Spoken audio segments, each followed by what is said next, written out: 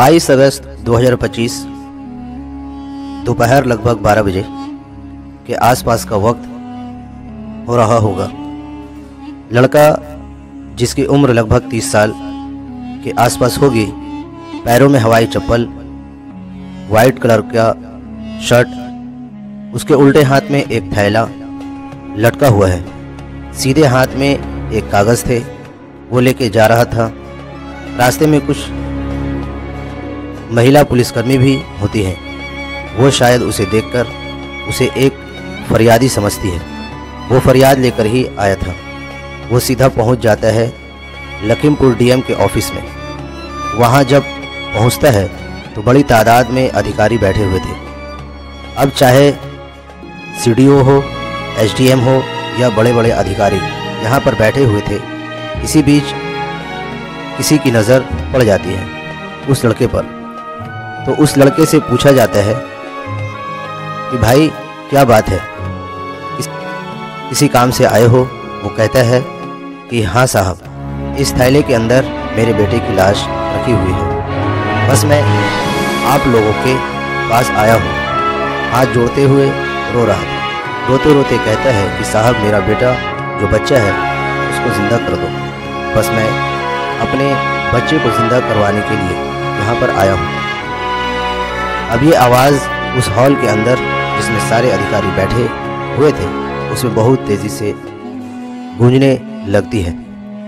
धीरे से बात कर रहा था, लेकिन वो आवाज़ें इतना सन्नाटा फैला देती है कि बहुत दूर तक जो बैठे अधिकारी थे वहाँ तक भी पहुँच जाती है। दरअसल वो रोते रोते कहता है कि मेरा बच्चा है, मेरी जो पत्नी है वो एक हॉस्पिटल में एडमिट है। वो कह रही थी कि बच्चा कैसा है, तो वो उसे झूठ बोल के आया है कि वो ठीक है, लेकिन फ़िलहाल मशीन के अंदर रखा हुआ है। ये मशीन के अंदर नहीं है, थैले के अंदर है। देख सकते हो लाश, इसे बस आप ज़िंदा कर दीजिए। इतना कहना था कि उस जगह पर जहाँ पर बड़े बड़े अधिकारी बैठे हुए थे हंगामा मच जाता है। लोग सोचने पर मजबूर हो जाते हैं, लेकिन जहाँ तक उसके रोने की आवाज़ें पहुँच रही थी वहाँ तक वो भी अधिकारी इमोशनल हो रहे थे। कई अधिकारियों की आंखों में तो आंसू भी भर आता है ये सोचकर कि आखिरकार इस गरीब आदमी पर क्या बड़ी मुसीबत आई है। अब हर कोई ये जानना चाहता है कि मामला क्या है। दरअसल आज की इस कहानी के ज़रिए वालेकुम रहमतुल्लाहि व बरकातुहू, बिस्मिल्लाहिर्रहमानिर्रहीम। मोहतरम नाज़रीन, एक और नई वीडियो के साथ आपके सामने हाजिर खिदमत हुआ हूँ। अगर आप हमारे चैनल पर नए हैं तो हमारे चैनल को सब्सक्राइब कर दें, बेल आइकन के बटन को प्रेस कर दें ताकि आपको हमारी हर नई वीडियो की नोटिफिकेशन मिल जाए। और फेसबुक, इंस्टाग्राम वगैरह पर देखते हैं तो हमें फॉलो ज़रूर कर दें। अब हर कोई ये जानना चाहता था कि मामला क्या है। दरअसल आज की इस वाक़या के ज़रिए से हम भी यही बताने की कोशिश कर रहे हैं क्या हुआ था उस 30 साल के लड़के के साथ जो थैले में अपने बेटे की लाश लेकर सीधा दफ्तर पहुंच जाता है। वो भी डीएम साहब के सामने। आगे जो होता है वो पूरे देश भर में इस बात की चर्चा शुरू हो जाती है। यूपी का एक ज़िला है लखीमपुर, उसका थाना है जिसका नाम है भीरा, और भीरा थाना के क्षेत्र का एक गाँव है नौसर जोगी। ये 20 अगस्त 2025 की रात की बात है। एक महिला जिसका नाम रूबी है, उम्र उसकी लगभग 27 साल के करीब बताया जाता है, वो प्रसव पीड़ा से थोड़ी परेशान हो रही थी। उसको लग रहा था कि ये दर्द जो हो रहा है वो बर्दाश्त से बाहर है, क्योंकि वो प्रेग्नेंट है। उसको शायद बच्चा होने वाला है। तुरंत ही उसकी बेटी, उसकी छोटी बहन भी साथ में रह रही थी, क्योंकि उसकी देखभाल करने वाला होना था। वो अपनी बहन से कहती है कि बहुत ज़्यादा हो रही हूँ, तुम एक काम करो, अपने जीजा जी को मेरी बात करा दो। वो अपने जीजा यानी जिसका नाम होता है विपिन के पास जाती है। विपिन गुप्ता, जिसकी उम्र लगभग 30 साल के आसपास होती है, उसके पास जाकर कहती है कि जाकर देख लो, दीदी बहुत ज़्यादा परेशान है, तकलीफ़ से गुजर रही है, तुम्हें वो बुला रही है, तुम्हें उसके पास जाना चाहिए।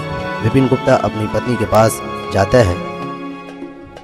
उसकी पत्नी कहती है कि मैं बहुत तड़प रही हूँ, परेशान हो रही हूँ, एक काम करो, यहीं ले चलो, मुझे ये दर्द बर्दाश्त नहीं होता है, बड़ा असहनीय दर्द हो रहा है। जैसे ही रूबी ने अपने पति विपिन से ये बात कही, विपिन ने कहा, बिल्कुल परेशान होने की कोई ज़रूरत नहीं है, एक काम करते हैं, यहीं पास में जो ये प्राथमिक स्वास्थ्य केंद्र है बिजुआ, वहाँ चलते हैं। ये प्राथमिक स्वास्थ्य केंद्र बिजुआ में रात में ही पहुँच जाते हैं। डॉक्टर को पता चलता है, डॉक्टरों की टीम आती है। डॉक्टर कहते हैं कि अभी शायद वक्त पूरा नहीं हुआ है, लेकिन ये तकलीफ़ से गुज़र रही हैं, अभी बच्चा होने में कुछ वक्त बाकी है। आप एक काम करो, हम इन्हें ज़िला हॉस्पिटल रेफ़र कर रहे हैं, आप लखीमपुर लेकर चले जाओ, आप लखीमपुर लेकर चले जाओ, वहाँ पर दिखा लेना। रात में ही उसको हायर मेडिकल सेंटर यानी ज़िला के अस्पताल में रेफ़र कर दिया जाता है। अब विपिन अपने परिवार की 1-2 महिलाओं को साथ अपनी पत्नी को लेकर चला जाता है उसका इलाज कराने के लिए। सरकारी अस्पताल में उसको एडमिट करा देता है, लेकिन उसकी हालत में कोई बदलाव नहीं होता है। लगातार परेशानी बढ़ रही थी। इसी बीच में जो रूबी की बहन होती है, वो गांव की एक आशा होती है, नाम उसका दीपा था। आशा कार्यकर्ता से कहती है कि दीदी आप ही कुछ रास्ता बता दो, बहन को तो बहुत दिक्कत और परेशानी हो रही है, बर्दाश्त से बाहर दर्द हो रहा है, आखिर करे तो क्या करें।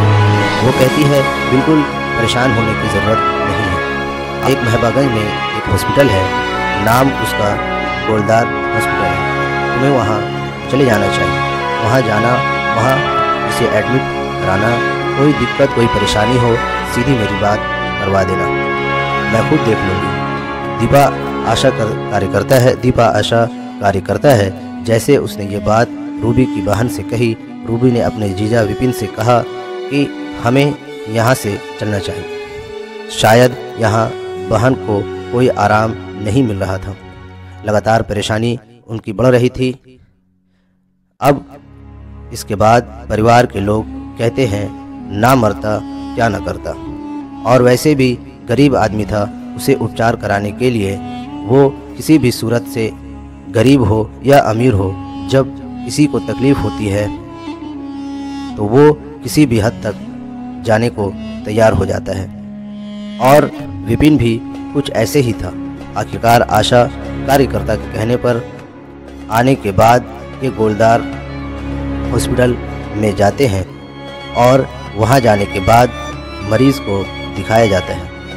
तो यहाँ पर डॉक्टर हुक्मा गुप्ता होती है और साथ ही डॉक्टर मनीष गुप्ता होते हैं। मनीष गुप्ता और जो हुक्मा गुप्ता होती है वो रूबिका को देखती है और देखने के बाद कहती है परेशान होने की कोई ज़रूरत नहीं है, बिल्कुल ज़रूरत नहीं है, हम इनका इलाज कर देंगे, लेकिन कम से कम जो शुरुआती खर्चा होगा लगभग 25 से आसपास खर्चा होगा। अभी आप कुछ पैसा जमा करा दीजिए, बाकी हम देख लेंगे। जैसे ही डॉक्टर की तरफ से ये बात कही जाती है, डॉक्टर जब पैसे मांग रहा था तब कहता है साहब मेरे पास फ़िलहाल 8,000 है, आप इलाज शुरू कर दो, मैं सारे के सारे पैसे का इंतज़ाम तुरंत कर दूँगा, बस आप मेरी पत्नी को बचा लीजिए, ठीक कर दीजिए और कोई दिक्कत नहीं होनी चाहिए। पैसे की आप टेंशन ना लेना, चाहे मुझे कुछ भी करना पड़े। 1-1 रुपया का इंतज़ाम कर दिया गया। जैसे ही रिसेप्शन पर जाते हैं 8,000 जमा कर देते हैं और उसके बाद फिर इलाज शुरू हो जाती है। अभी 24 घंटे भी नहीं हुए थे, यानी लगभग 15 घंटे के आसपास ही हुए थे। इस हॉस्पिटल में डॉक्टरों को लगने लगता है, मरीज़ को लगने लगता है कि इसकी स्थिति में कुछ सुधार होने वाला तो नहीं है।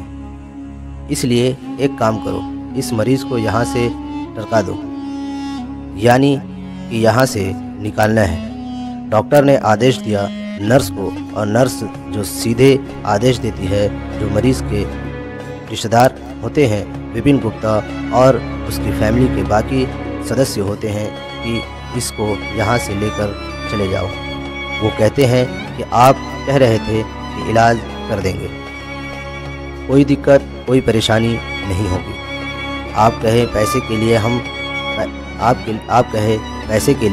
हम पैसे का इंतज़ाम भी कर रहे हैं, लेकिन आप कैसी बातें कर रहे हैं, यहाँ से ले जाओ। जब बात यहाँ कहा सुनी हो जाती है, बीवी को गुस्सा आता है, आपने कल क्यों मना नहीं किया था, हम कहीं और अच्छी जगह लेकर चले जाते। वो नर्स ने जो आदेश पीछे सुना था वही आदेश आगे जारी कर दिया। उसने कहा हम इलाज नहीं कर सकते, इसे यहाँ से ले जाओ। उसने कुछ गुस्से भरे लहजे में ऐसा कहा कि इस परिवार को सिर्फ उम्मीद थी कि यहाँ झगड़े से कोई फ़ायदा नहीं है। अगर हमने झगड़ा करा तो रूबी की तबीयत लगातार बिगड़ सकती है। इसे यहाँ से लेकर चले जाते हैं। अब यहाँ से ले जाते हैं एक दूसरे हॉस्पिटल में लेकर जाते हैं। इलाज शुरू हो जाता है, और जैसे ही इलाज शुरू होता है तो इसके बाद डॉक्टर कहते हैं कि तुम इसे कहाँ पर रखे हुए थे, अभी तक क्या तुम पहले नहीं ला सकते थे। डॉक्टर ने थोड़ा गुस्सा जाहिर किया पति पर, उसके परिवार पर।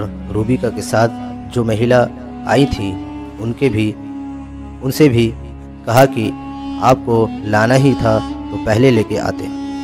फिर पूरी कहानी सुनाई जाती है कि हम प्राथमिक स्वास्थ्य केंद्र ले गए, फिर जिला अस्पताल ले गए, फिर गोलदार हॉस्पिटल ले गए।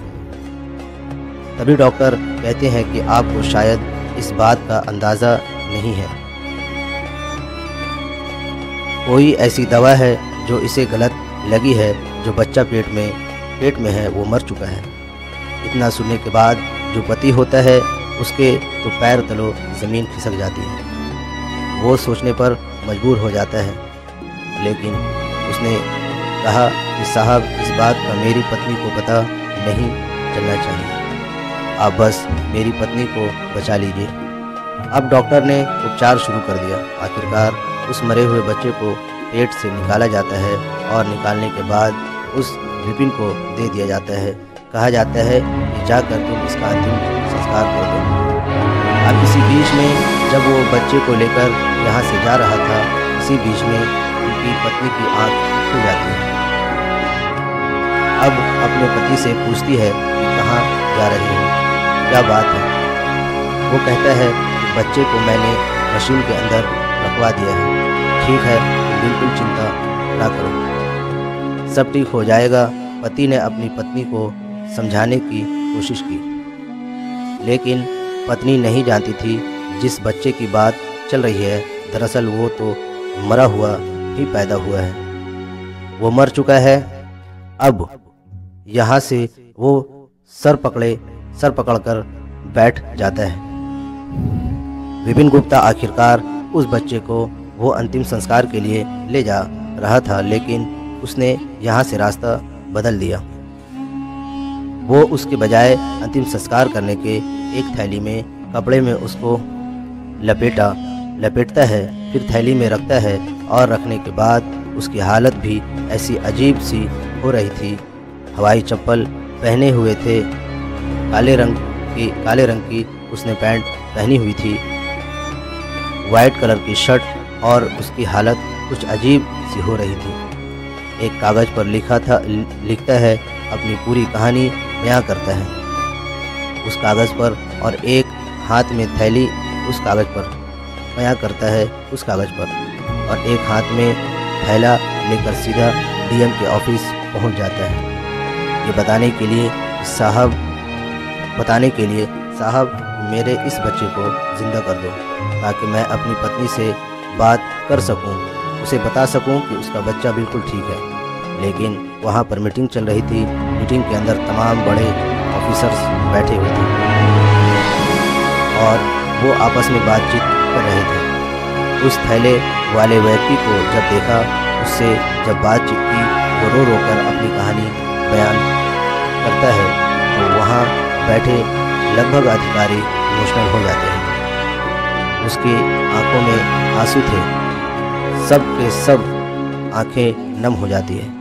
तभी सीडीओ की तरफ से आदेश किया जाता है, अब यहाँ से सीएमओ डॉक्टर संतोष कुमार गुप्ता, साथ ही जो एसडीएम सदर होते हैं अश्विनी कुमार सिंह, अपने पूरे दल के साथ सीधा उसी गोलदार हॉस्पिटल में पहुंच जाते हैं, जहां जाने के बाद जांच पड़ताल करना शुरू कर देते हैं। देखते क्या है, उस हॉस्पिटल का नवीनीकरण भी नहीं हुआ है।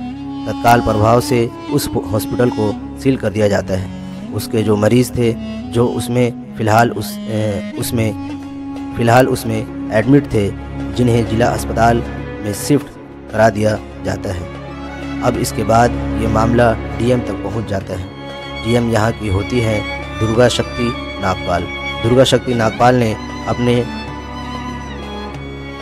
एडीएम न्यायिक, जिनका नाम अशोक अनिल कुमार रस्तोगी होता है, उनसे कहा जाता है वो तत्काल प्रभाव से उस हॉस्पिटल में पहुंच जाते हैं। इस हॉस्पिटल के अंदर रूबी का इलाज चल रही होती है। रूबी की खैरियत जानते हैं, उससे पूछते हैं कि बेटी तुम ठीक हो, कोई दिक्कत कोई परेशानी तो नहीं है।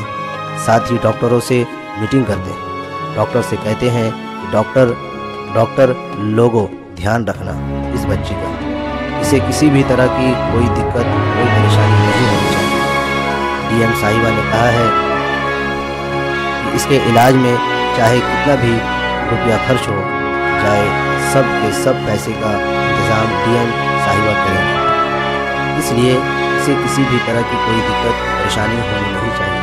लेकिन दिक्कत परेशानी तो हो चुकी थी, जो होना था वो हो चुका था, और वो भी भयानक हो चुका था। 7 साल के बाद इस घर में खुशियाँ आ रही थी, लेकिन वो खुशियाँ काफूर हो जाती है जब बच्चा पेट में ही मर जाता है। 7 साल पहले एक बेटा होता है। अब इस परिवार वालों के रो रो कर बुरा हाल है। ये मामला सोशल मीडिया पर बहुत तेज़ी के साथ वायरल हो जाती है। मामला जब उप मुख्यमंत्री ब्रिजेश पाठक तक पहुंचता है, वो असल में उत्तर प्रदेश के स्वास्थ्य मंत्री भी होते हैं। अब उन्होंने उस आशा को नोटिस जारी कर दिया, जिस आशा के कहने पर आकर उन्होंने उस लड़की को, जिसका नाम रूबी है, उसको उपचार के लिए उसकी प्राइवेट हॉस्पिटल में भर्ती कराया था। उससे ये कारण पूछा गया कि तुम कारण बताओ, तुम ये असल में इसको यहाँ से प्राइवेट हॉस्पिटल क्यों भेजा। बड़ा सोचने वाली बात है। तो आप इस वीडियो के बारे में क्या सोचते हैं, कमेंट बॉक्स में कमेंट करके ज़रूर बताएं। वीडियो को ज़्यादा से ज़्यादा शेयर करें और हमारे चैनल को सब्सक्राइब कर दें। जज़ाकल्लाहु खैर।